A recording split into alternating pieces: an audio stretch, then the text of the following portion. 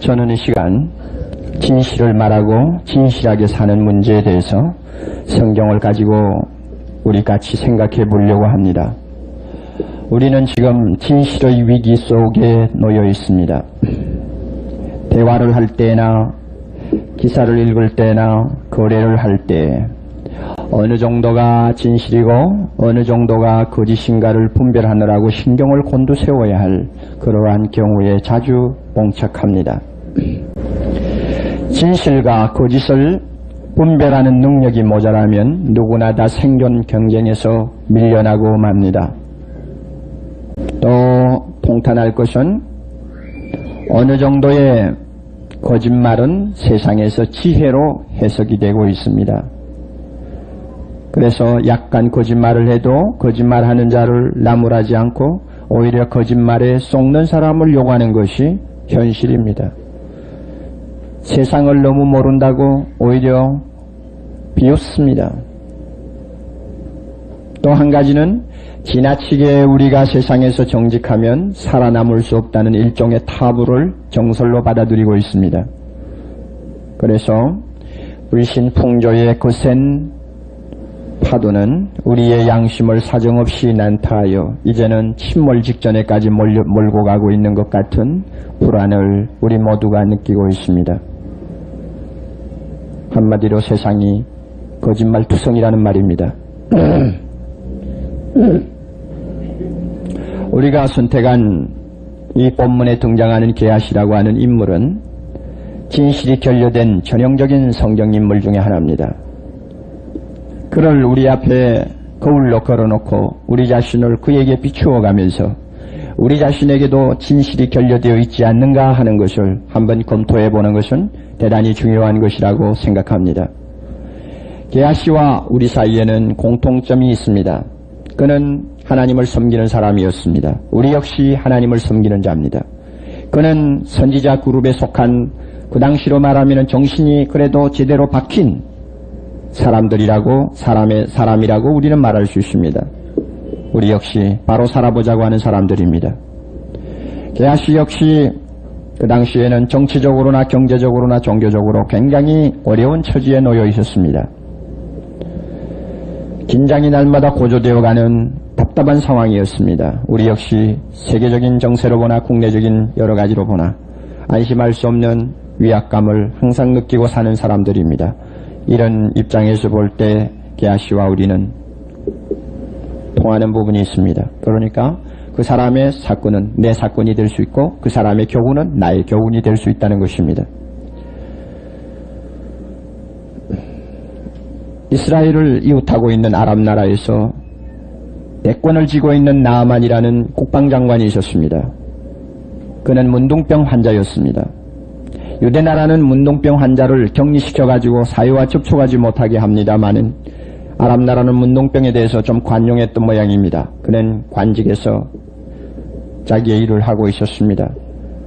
그가 드디어 엘리사가 이스라엘에서 굉장한 기적을 많이 행한다는 말을 듣고는 찾아와서 고쳐달라고 요청했습니다. 엘리사가 그에게 말하기를 요단강에 가서 7번 몸을 씻으면 나으리라고 가르쳐 주었습니다. 처음에 나아만은 너무나 심통이 상해서 되돌아가고 있었습니다. 몸 밖에 나오지도 않고 요단강에 가서 몸만 씻으라고 하니까 내가 어디 목욕을 안 하는 사람이냐 하고 그는 대단히 프라이드가 꺾여가지고 상해서 돌아갑니다마는 지혜로운 종들이 그를 권유해가지고 드디어 요단강에까지 가서 몸을 7번 목욕했습니다. 깨끗해졌습니다. 어린아이와 같은 몸이 되었습니다. 너무나 감격해서 자기가 가지고 온 그에게 선물을 엘리사 앞에 내어놓고 부디 받아달라고 합니다. 엘리사는 한마디로 일축했습니다. 그 사람이 떠난 다음에 엘리사의 하인이라고 하지만은 일종의 비서실장입니다. 그와 같은 엘리사의 측근 중에 게하시는 마음이 몹시 상했습니다. 왜 이 좋은 기회에 이것을 놓칠까? 이렇게 가난하고 고된 생활을 하는데 왜 그 사람을 그대로 돌려보내느냐? 그래서 그는 주인 몰래 따라갔습니다. 가서 옷 2벌과 은 2달란트를 그는 얻었습니다. 얻어서 자기 집에 숨겨놓고 엘리사 앞에 섰습니다. 내가 어디에 갔다 오느냐 엘리사가 물으니까 그는 입을 씻고 아무데도 간 일이 없다고 거짓말했습니다.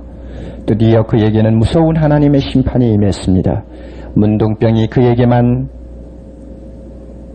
점령된 것이 아니고 영원토록 그의 자손이 문둥병이 걸린다고 큰 저주를 받고 엘리사 앞에서 쫓겨났습니다. 오늘 이 본문에서 몇 가지를 좀 검토할 필요가 있습니다. 첫째는 게하시라는 거짓된 사람에 대해서 좀 우리가 생각을 합시다. 당시 이 게하스의 선생님이었던 엘리사는 이스라엘의 정신적인 지주였습니다. 바로 살아보려고 하는 젊은이들이 많이 이곳저곳에서 모여서 그를 따르며 배우기를 원했습니다. 한마디로 이스라엘의 우상이요 자랑이었습니다. 뜻을 가진 젊은이들이 사방에서 모였습니다. 그래서 신학교가 생겼고 신학교 학생이 너무 넘쳐서 나중에는 교사를 신축하게 되었고 이렇게 해서 그야말로 엘리사는 망해가는 이스라엘 나라에 마지막으로 남아있는 등불과 같은 구실을 했습니다. 이런 위대한 지도자를 모시고 사는 사람이 바로 게하시였습니다. 얼마나 많은 사람들이 게하시의 입장을 부러워했겠습니까? 엘리사 옆에서 24시간 같이 사는 게하시가 얼마나 부러웠겠느냐 말입니다. 분명히 엘리사는 자기의 비서실장을 선택할 때 희미한 사람을 선택하지는 아니했을 것입니다. 대학교에서나 신학교에서 교수가 교교를 선택할 때나 자기 비서를 선택할 때에 성적이 나쁘고 전혀 무능한 사람을 택하지는 않습니다. 훌륭한 자를 택하기 마련입니다. 많은 신학생 가운데서 게하시가 뽑힌 것은 그만큼 출중한 데가 있었다는 이야기입니다. 게하시는 엘리사 옆에서 많은 것을 보았습니다. 엘리사는 24시간 하나님과 특별한 연결을 하고 있었습니다. 기도와 찬양과 말씀을 통해서 그는 하나님의 보좌 앞으로 깊이 나가는 것을 보았습니다. 엘리사 입에서 떨어지는 말씀 한마디 한마디가 절대로 하나님의 뜻과 연관이 없는 가벼운 것이 아니었습니다. 엘리사를 통해서 하나님은 큰 이적 기사를 많이 행했습니다. 엘리사의 생활은 대단히 검소하고 경건했습니다. 그는 나라를 사랑하는 마음이 지극했습니다. 그의 인격은 대단히 고매했습니다. 그래서 게하시의 입장에서 볼 때는 엘리사에게 가장 감동을 많이 받는 사람이요. 그러므로 자기도 모르게 엘리사를 닮아갈 수 있는 위치에 있었습니다. 어떤 면에서는 엘리사의 후계자로 지목을 받을 수 있는 유리한 조건에 그는 서 있었다고 볼 수 있습니다. 그러나 실제는 정반대였습니다. 엘리사가 하나님의 사람이었다면 게하시는 마귀의 자식이었고 엘리사가 경건한 생활을 추구하였다면 게하시는 세속적인 삶을 추구한 사람이었습니다.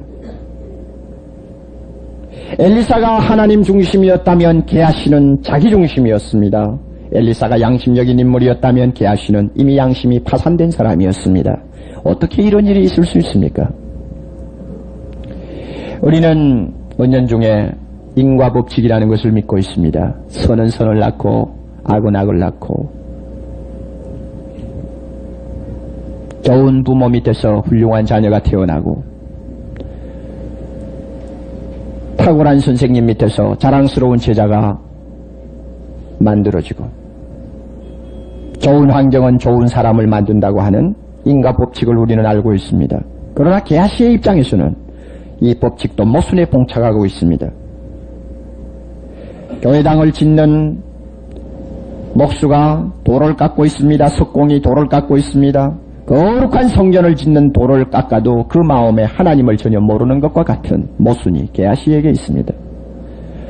성경을 출판하는 출판사의 인쇄공이 성경 말씀 한자 한자 교정하면서 읽고 있습니다마는 그 말씀이 그를 전혀 감동시킬 수 없는 것과 같은 모순이 게하시에게 그대로 일어나고 있습니다. 엘리사 집에서 엘리사와 함께 사는 사람이었지만은 그 밑바닥은 생자 그대로 남아 있었습니다. 어떤 면에서는 문둥이 나하만의 종들보다도 더 저질적인 사람이 게하시였습니다. 나만의 종들은 주인에게 지혜로운 충고라도 할 수 있는 사람이었지만 게하시는 그것마저도 못할 정도의 추질적인 사람이었습니다. 이와 같은 모순은 역사적으로 자주 있었습니다. 라일리의 말을 들으면은 위대한 종교개혁자 루터에게도 그 측근에는 비양심적인 사람들이 섞여 있었다고 합니다. 칼빈에게도, 영국을 도덕적인 파국에서 구원한 웨슬레에게도 그 측근에 비양심적인 사람이, 그야말로 그 스승과는 너무나 대조적인 사람이 같이 활동하고 있었다는 기억이 있습니다. 여러분, 우리가 흔히 생각하기를 거짓말하는 자가 누구냐 할 때 거짓말은 나보다도 좀 더 악한 사람이 하는 것이다. 나보다도 더 비양심적인 사람, 또 더 나아가서는 불신자가 거짓말한다고 우리는 판단할지 모릅니다. 그러나 엘리사가 우리에게 가르쳐주는 교훈은 아니야. 그런 사람이 거짓말하는 것보다도 다른 측면에서 거짓말하는 사람을 우리는 발견할 수가 있다고 엘리사는 가르쳐줍니다. 자기와 같은 사람입니다. 겉으로 경건한 생활을 표방하는 자들에게 거짓말을 할 수 있는 여지가 있다는 것입니다. 소위 양심적이라고 흔히 인정을 받을 수 있는 위치에 있는 사람에게 거짓이 있다는 것입니다. 성직자의 자리에 앉아서 참말만을 하는 것 같이 보이는 사람에게 거짓말이 존재한다는 것입니다.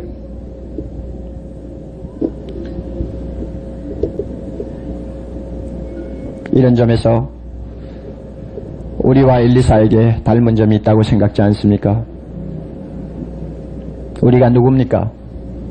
하나님의 자녀요. 우리는 어떤 생활을 날마다 추구합니까? 선한 생활이요. 일주일에 한두 번씩 우리는 거룩한 설교를 귀가 아프도록 듣습니다. 다른 사람이 볼 때 나는 교회 목사요, 장로요, 집사니까 다 인정해 줄 만큼 신뢰를 받을 수 있을지 모릅니다. 그러나 겉으로 보이는 이것과는 대조적으로 우리에게 거짓말을 할 수 있는 진실이 결여된 한 면이 남아 있을 수 있다는 것이 바로 게하시가 우리에게 가르쳐주는 교훈입니다. 지금 미국에서 강해 설교자로서 이름을 떨치고 있는 스윈돌 목사의 글을 보면 참 고소를 금치 못할 이야기가 하나 있습니다. 텍사스주에서 은행 실무자들이 가장 믿을 수 없는 고객으로 점을 찍은 사람들이 목사들이라는 것입니다.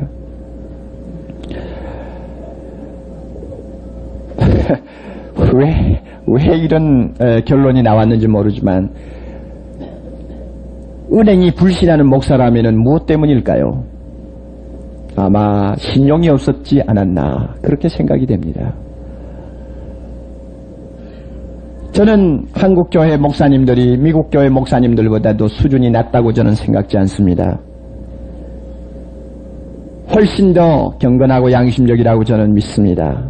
그런데 한 가지 우리가 분명히 알 것은 누가 보아도 거짓말을 하지 않으리라고 생각하는 목사의 세계에도 거짓말이 있다는 사실입니다. 저는 합동신학교 학생들을 사랑합니다. 이번 학기에는 제가 6월달에 2주 연속 강의가 있기 때문에 아직 시작을 안 하고 있습니다만 그들처럼 진실하고 거룩한 이상에 불타는 젊은이들이 드물 것입니다. 그런데 최근에 들으니까 매주마다 시험을 치는데 시험 칠 때마다 시험지 끝에다가 학생들이 이렇게 사인을 하도록 학교 당국이 명령을 했습니다. 나는 절대로 부정을 하지 아니했습니다. 참 전에 없던 이야기입니다. 왜 갑자기 이와 같은 사인을 하는 사태가 일어났을까? 그래서 어떤 학생은 시험지를 쓰다가 아마 조금 어떻게 했나 봐요. 마지막에 나는 부정을 하지 않았습니다. 쓰려니까 가슴이 양심이 가책이 됩니다. 한참 망설이고 괴로워하다가 드디어 나는 이 시간 부정을 조금 했습니다. 그렇습니다. 그러면 우리 생각에는 사정을 좀 봐줄 것 같은데 우리 교수들 굉장히 엄합니다. 과락을 시켜버립니다. 그러면 여러분 졸업생인 경우에는 졸업이 1년 늦어져 버립니다. 그런 학생이 한 2-3 명 생겼나 봐요.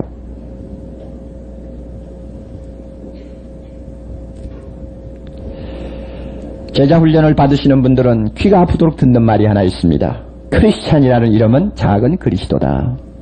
작은 예수다. 예수 믿는 사람이 누구냐?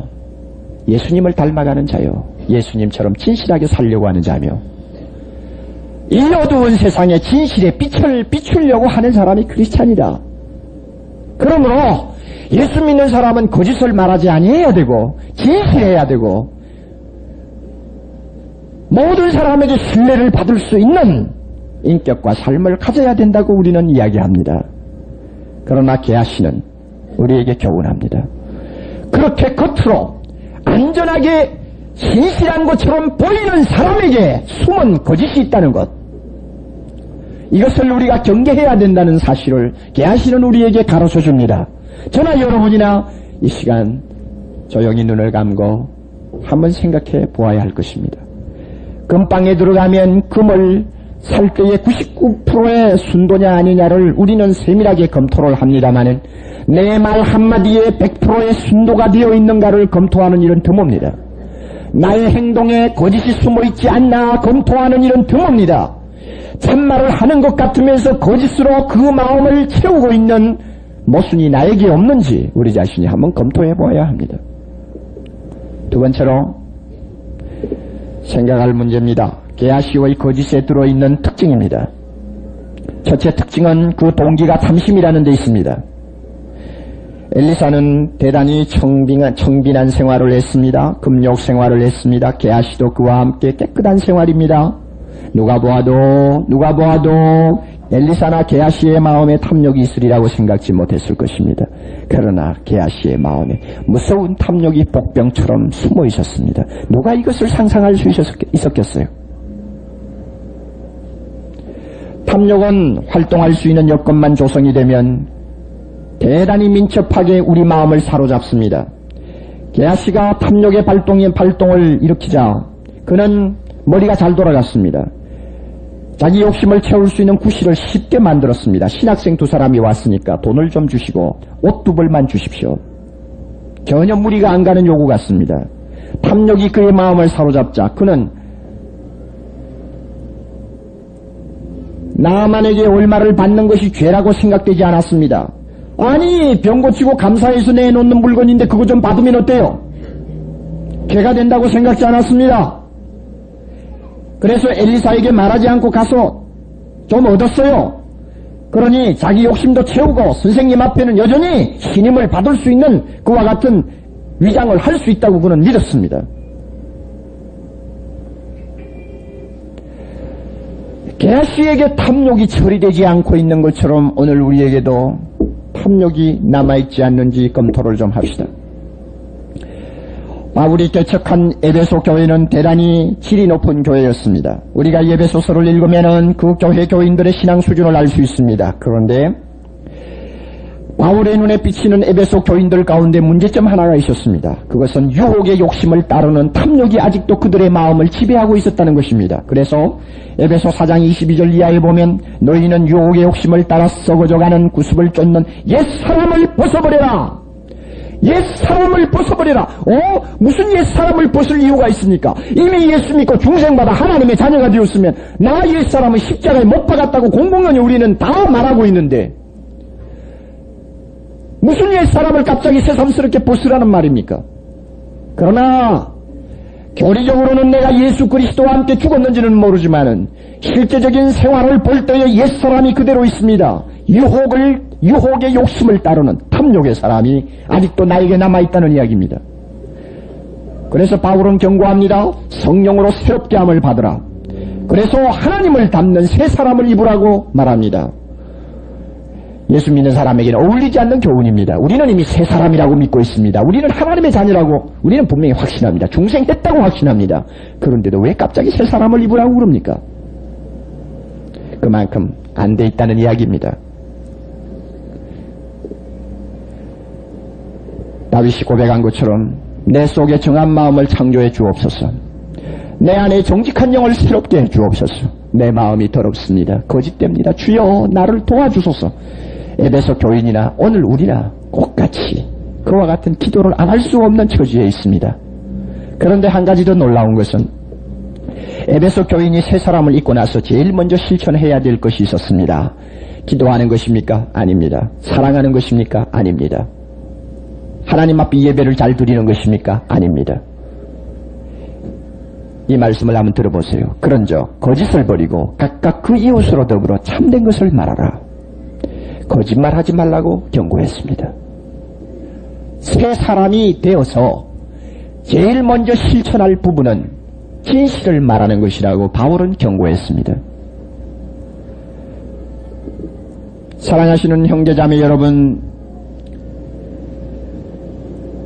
우리는 이미 탐욕을 십자가에 못 박지 아니했나요? 그런데 왜 이 탐욕이 가끔 고개를 들고 나옵니까? 탐욕이 내 속에 있는 이상 나는 언제고 거짓말할 수 있는 사람이라는 것을 여러분이 꼭 명심하시기를 바랍니다. 앤드류 풀러라고 하는 사람이 금방을 찾아가서 금덩어리를 손에 들고 주인에게 대단히 의미 있는 말 한마디를 했습니다. 내가 이 황금 덩어리를 내 손에 쥐고 있을 때에는 이 황금이 나를 해치지 못할 것입니다. 그러나 이 황금 덩어리를 내 마음에 담으면 이것은 나를 망치고 말 것입니다. 탐욕이 내 마음 속에 자리를 잡고 있으면 게하시와 같이 나도 모르는 사이에 거짓말하게 됩니다. 예수 믿는 사람은 정과 욕심을 십자가에 못 박았다고 했습니다. 교리로만 그것을 우리가 인정하지 말고 옥목사로부터 여러분 다같이 대한민국의 800만 크리스찬 모두가 교리만 가지고 떠들지 말고 실제로 나 자신이 십자가에 못 박혔는가를 확인하는 삶을 살아야 합니다. 그래서 이 탐욕이 처리가 되어야 합니다. 사업을 하시든 공무원이든 교육가든 공부에 종사하든 어디에 있든 간에 황금을 내 손에 쥐고 일을 할 망정 그 황금 덩어리를 내 마음에 담는 탐욕은 우리가 십자가에 못 박아야 합니다. 그래야만이 우리는 정직할 수 있고 진실을 말할 수가 있습니다. 게하시의 거짓말 속에는 또 하나 중요한 것이 있었습니다. 그것은 하나님을 무시하는 요소입니다. 여러분, 엘리사가 나아만의 선물 공세를 받을 때 왜 거절했는지 한번 생각해 보시지 않겠어요? 받았다고 뭐 잘못될 거 있나요? 그런데 우리 26절 한번 봅시다. 26절 중간에 보면 엘리사가 불꽃이 튀는 눈으로 게하시를 응시하면서 그야말로 서리빨 같은 꾸중을 하는 내용이 나오는데 그 속의 중간쯤입니다. 지금이 어찌 은을 받으며 옷을 받으며 감람원이나 포도원이나 양이나 소나 남종이나 여종을 받을 때냐? 바로 이것이 답입니다. 왜 선물을 받지 않았느냐? 엘리사가 지금 일하고 있는 이스라엘은 모든 백성 왕으로부터 평민에 이르기까지 탐욕에 눈이 어두워가지고 우상숭배에 빠진 사람들이었고 탐욕 때문에 하나님의 율법을 헌신착처럼 버린 사람들이었으며 탐욕 때문에 국가가 지금 멸망 위기에 놓여 있었습니다. 그러므로 그 시대에 하나님이 엘리사를 보내실 때에는 회개하라고 보낸 것입니다. 하나님이 원하는 것은 회개였습니다. 하나님이 원하는 것은 진실이었습니다. 하나님이 원하신 것은 탐욕을 버리고 가난한 자가 되어 하나님 앞에 돌아오는 것이었습니다. 모든 국민들이 그 말을 듣지 아니할지라도 마지막으로 엘리사와 게하시만이라도 탐욕을 버리고 하나님의 뜻에 순종해야 될 절박한 시대에 그들이 놓여 있었습니다.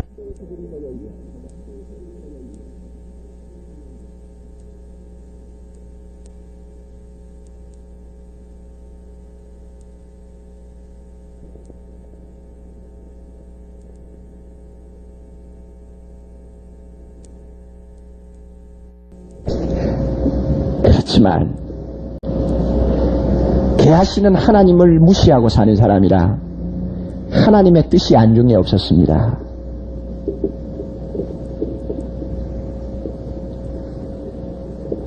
여러분, 우리가 하나님을 두려워하면 거짓말 못합니다. 하나님을 무시하면 거짓말 쉽게 합니다.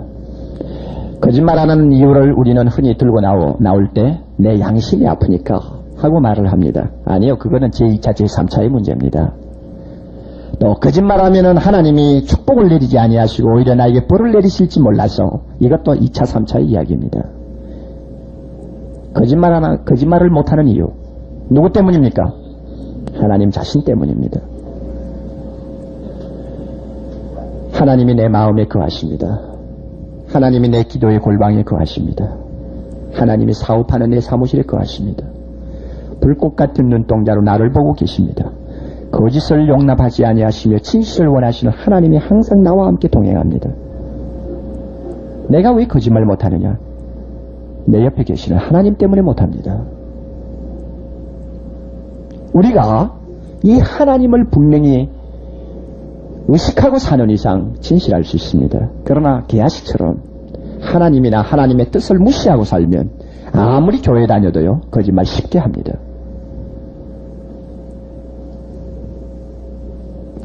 하나님 때문에 우리가 거짓말을 못하는 경우에 가끔 손해를 많이 봅니다. 꼭 명심해 두십시오. 정직하려고 하면 손해봅니다. 왜 그런지 아십니까? 자 보세요. 세계가 전부 다 서울 장안 있는 사람이 전부 다 정직하면 누가 손해봅니까? 누가 손해볼까요? 거짓말하는 사람이 손해봅니다. 그러나 온 세상이 거짓말투성일 때 모든 사람이 거짓말을 당연하게 할 때 누가 손해봅니까? 정직한 사람이 손해봅니다. 그런데 기독교 신자들이 흔히 빠지는 함정은 손해보지 않고 정직하려고 하는 것입니다. 잘 안 될걸요? 우선 제가 아까 예를 든 어느 신학생 나는 부정했습니다. 만약에 그가 3학년이면 1년 기다려야 합니다. 손해보는 거예요. 82년도 6월달 어느 신문에 이와 같은 기사가 하나 있었습니다.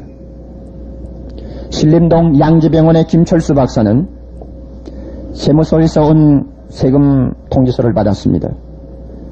그해 세무서에서 조사한 양재병원의 총 수입 총액은 2억 2,036만 천원이었습니다. 거기서 재경비 85%를 제하면 순수이익이 3,354만 원이 나왔습니다. 그래서 3,354만 원에 대한 세금액이 1,100만 원 정도 됐습니다. 김 박사 부부가 그 세금 통지서를 받고 가만히 좀 자세히 조사를 하니까 빠진 것이 있었습니다. 세무서에서 조사를 덜한 부분이 있었다는 말입니다. 뭐냐면 외상거래한 거, 외상진료해준 거, 장부에 기재 안 된 거 한 5천만 원이 들어가지를 않았어요. 그래서 그것 가지고 한 이틀 고민을 했습니다. 그러다가 자진신고하기로 결심을 부부가 했습니다. 가서 5천만 원이 누락되었다고 신고했습니다. 세무서 사람들이 입을 딱 벌렸습니다. 그러나 일단 신고를 했기 때문에 과세를 했습니다. 그래서 세금 450만 원이 추가되었습니다. 현실적으로 손해봅니다. 정직하려고 하는데 손해 안 보는 사람이 있어요? 온 천지가 거짓말투성인데. 그러나 우리가 손해를 보면서도 왜 진실하려고 합니까? 누구 때문입니까? 누구 때문에? 하나님 때문입니다. 우리가 아버지라고 부르는 하나님 때문에. 나는 그분의 아들이라고 하는 체면 때문에. 우리는 어쩔 수가 없습니다. 내가 정직하려다가 이 세상에서 가난하게 살면 영원한 하나님 나라에 가서 부하게 살 것을 믿고 손해보아야 합니다. 내가 정직하려다가 출세 못하면 이 세상에서 평범하게 살지라도 하나님 나라에 가서 하나님이 주시는 영광과 명예를 누리고 살 것을 믿고 그 손해 감수해야 합니다. 이것이 크리스찬입니다.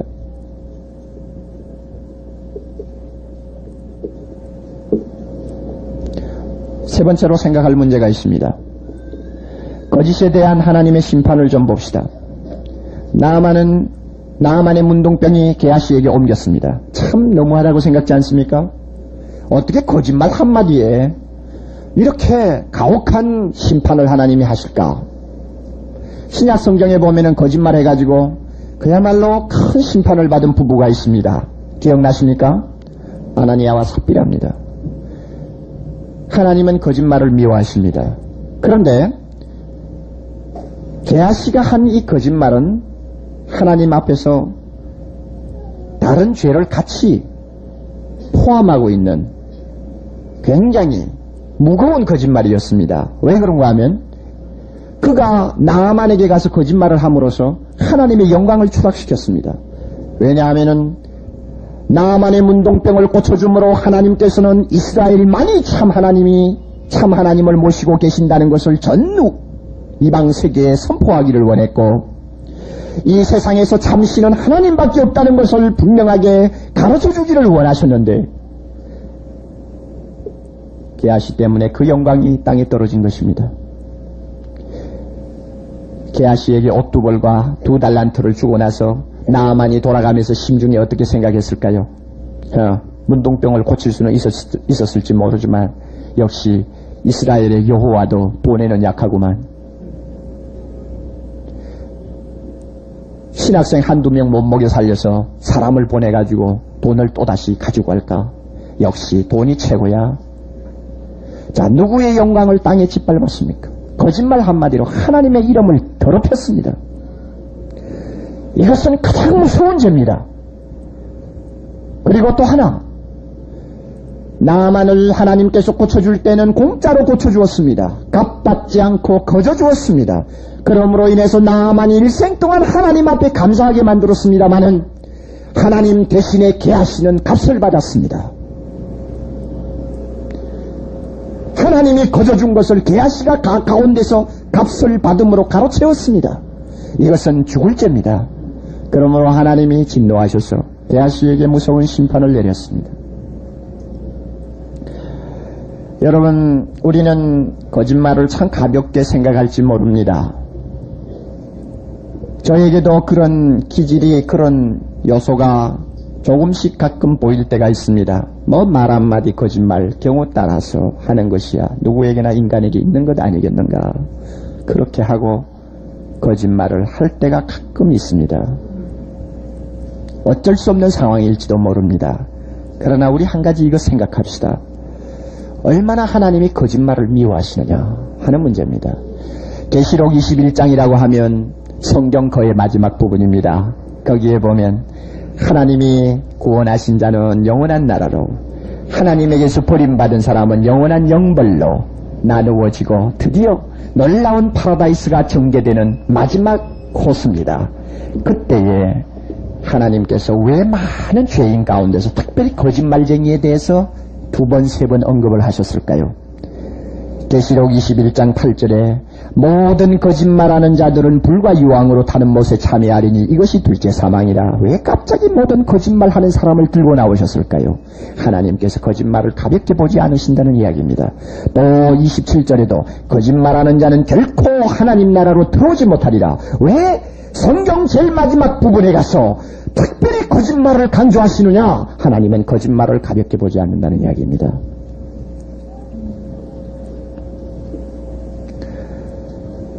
사랑하시는 성도 여러분, 저는 분명히 믿습니다. 우리 모두는 세상 사람보다도 정직할지 모릅니다. 또 당연히 정직해야 합니다.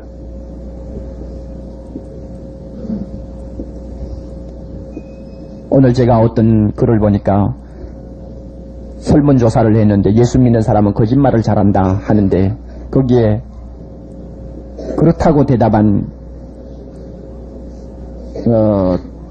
그 퍼센테이지가 0.7%인가 나왔어요. 그것 보면 우리 예수 믿는 사람들이 어느 정도 인정을 받고 있는 것은 사실입니다. 진실하다. 예수 믿는다고 하면 그래도 한번 믿어주자 하는 부분이 있다는 것도 저는 압니다. 그렇지만 저는 이 시간 참 마음의 눈물을 가지고 이 설교를 합니다. 왜 그런가 하면 오늘날 교회 지도자들의 세계에 거짓이 너무 많습니다.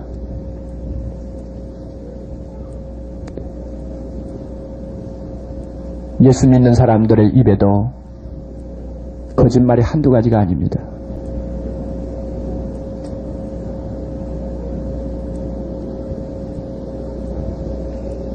교회 밖에 있는 사람들 생각하지 맙시다. 그 사람들은 다 거짓말쟁이요. 거짓말해도 괜찮은 사람들이요. 생각하지 말자고요. 우리 생각하자. 우리 하나님께서 그의 자녀들을 보고 소금이라고 했습니다. 소금은 양이 많을 필요가 없어요. 사랑의 교회 2,000명만이라도 진실의 소금이 될 수만 있다면 이 사회는 구제할 수 있습니다. 우리 생각하자고요.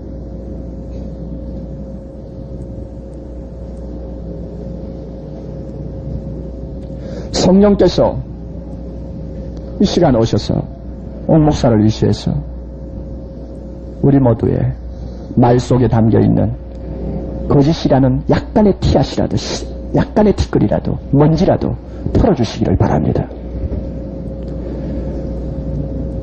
내 행동 어딘지 모르게 거짓이 담겨있는 것 있으면 이 시간 주님의 피로 씻어주시기를 바랍니다.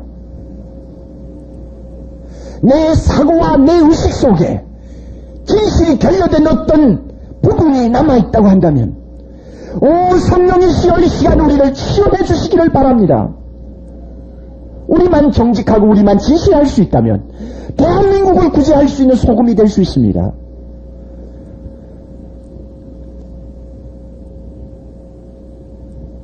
많은 크리스찬들이 거짓을 함부로 하고 있어도 왜 오늘날 교회에서 이 문제를 놓고 탄식하지 않는지 저는 알 수가 없습니다.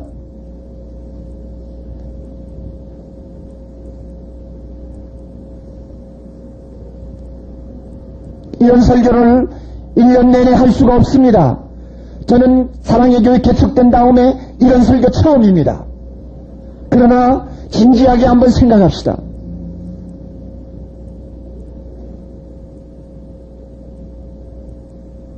저 자신이 거짓말한 것을 하나님 앞에 회개하고 고백합니다.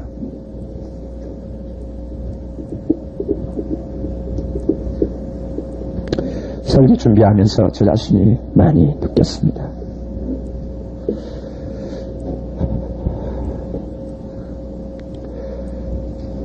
교회 안에서 장로, 집사, 순장 갖가지 직함을 가지고 다니면서 우리 자신이 하나님의 자녀답게 진실하지 못했다면, 손해를 보기 싫어서 거짓말을 했다면, 나 하나가 잘못되는 것이 문제가 아닙니다. 하나님의 영광이 땅에 떨어지고 교회의 생명의 불꽃이 꺼지고 있습니다. 대한민국 이렇게 거짓투성이요 신뢰할 수 없는 이 사회에서 오늘 우리는 희망을 이제는 걸 자리가 없어질 것입니다. 우리 모두가 이 시간 게하시와 같은 어떤 모순된 요소가 나에게 남아있는가를 살펴야 할 것입니다. 설교만 듣고 돌아가지 마세요. 성령께서 우리 마음을 치료해 주시기를 바랍니다. 우리 자신을 다시 고쳐주시기를 바랍니다. 우리 모든 성도들의 마음을 깨끗하게 해주시기를 바랍니다. 같이 기도합시다.